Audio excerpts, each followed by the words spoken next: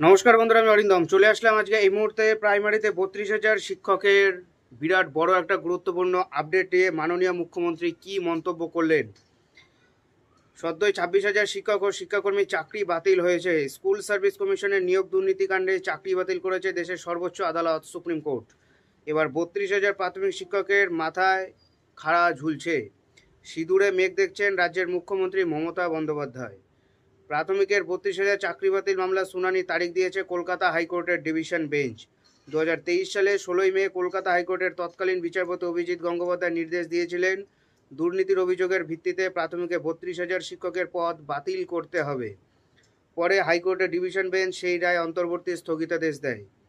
আগামী 28 এপ্রিল থেকে প্রাথমিকে 32,000 চাকরি বাতিল মামলার পূর্ণাঙ্গ শুনানি শুরু হবে কলকাতা হাইকোর্টের বিচারপতি তপব্রত চক্রবর্তী ও বিচারপতি ঋতব্রত কুমার মিত্রের এজলাসে। এহেন পরিস্থিতিতে মুখ খুললেন মুখ্যমন্ত্রী মমতা বন্দ্যোপাধ্যায়। তিনি বলেছেন, যারা চাকরি খাচ্ছে তাদের উপর ভরসা করবেন না, যারা চাকরি দেবে তাদের উপর ভরসা করুন। চাকরিটা কে খাচ্ছে? Supreme court. যে কোনো ব্যাপারে কথায় কথায় কোর্টে গিয়ে শুধু পিল খায়। পিল মানে পাবলিক ইন্টারেস্ট লিটিগেশন।